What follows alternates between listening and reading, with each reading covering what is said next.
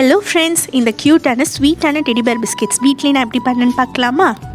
அதுக்கு first 75 grams அளவுக்கு melted ghee or butter use பண்ணிக்கலாம். நான் ரூம் டெம்பரேச்சரில் இருக்கிற பட்டர் கொஞ்சமும் கீயும் ஆட் பண்ணியிருக்கேன்.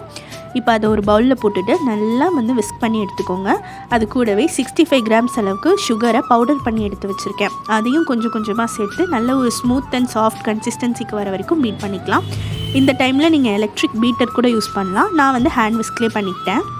எல்லாம் நல்லா ஒன்றா கலந்து இந்த மாதிரி வந்ததுக்கப்புறமா நான் 120 கிராம்ஸ் அளவுக்கு மைதாவும் 5 கிராம்ஸ் அளவுக்கு கார்ன்ஃப்ளவரையும் கலந்து வச்சுருந்தேன். ஸோ அந்த மாவையும் கொஞ்சம் கொஞ்சமாக சேர்த்து நல்லா மிக்ஸ் பண்ண ஆரம்பிச்சிட்டேன். இப்போ அது கூடவே பிஞ்ச் ஆஃப் சால்ட்டையும் ஒரு பிஞ்ச் ஆஃப் பேக்கிங் பவுடரையும் போட்டுட்டு அகைன் நல்லா மிக்ஸ் பண்ணிக்கோங்க. இப்போ இது எல்லாமே நல்லா தரோவாக மிக்ஸ் ஆகணும். இது நல்லா மிக்ஸ் ஆனதுக்கப்புறமா எடுத்து வச்சுருக்கிற 1 எக்கை யோக்கோடையே சேர்த்து மிக்ஸ் பண்ணிக்கோங்க. அந்த எக்கோட ஸ்மெல் வராமல் இருக்கிறதுக்கு நான் 1 டீஸ்பூன் அளவுக்கு வெனிலா எசன்ஸ் ஆட் பண்ணியிருக்கேன். அப்படி உங்களுக்கு வெனிலா எசன்ஸ் ஆட் பண்ண வேண்டாம் அப்படின்னா நீங்கள் சுகர் பவுடர் கூடயே ஏலக்காவையும் கிரைண்ட் பண்ணி சேர்த்துக்கலாம். அதுவும் ரொம்ப சூப்பராகவே இருக்கும். எக்ஸ்ட்ரா மில்க்கோ வாட்டரோ எதுவுமே ஆட் பண்ண வேண்டாம். இப்போ நம்ம சொன்ன அளவுகளே எல்லாமே கரெக்டாக தான் இருக்கும். இப்போ இது ஒரு ஸ்மூத் கன்சிஸ்டன்சி வந்ததுக்கப்புறமா நான் ஒரு பைப்பிங் பேக்கும் ஃப்ளவர் நாசிலும் எடுத்திருக்கேன்.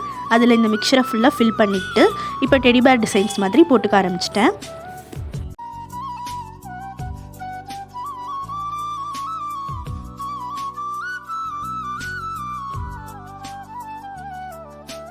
எல்லா பிஸ்கெட்ஸையும் ட்ரா பண்ணி முடிச்சதுக்கப்புறமா நான் டார்க் சாக்கோ சிப்ஸ் வச்சுட்டு அதோட ஐஸ்லாம் ட்ரா பண்ணி எடுத்துக்கிட்டேன். இப்போ ஆல்ரெடி ப்ரீ ஹீட்டான அவனில் 180 டிகிரி செல்சியஸ்க்கு கரெக்டாக 15 மினிட்ஸ் வச்சு எடுத்தீங்க அப்படின்னா க்ரன்ச்சியான ஸ்வீட்டான டெடி பேர் பிஸ்கெட்ஸ் ரெடி ஆகிரும். எங்கள் வீட்டு கிட்ஸ்க்கு ரொம்ப பிடிச்சிருந்தது. நீங்கள் இதே மெஷர்மெண்ட்ஸோடு அப்படியே ட்ரை பண்ணி பாருங்கள். கண்டிப்பாக உங்களுக்கும் நல்லா வரும்.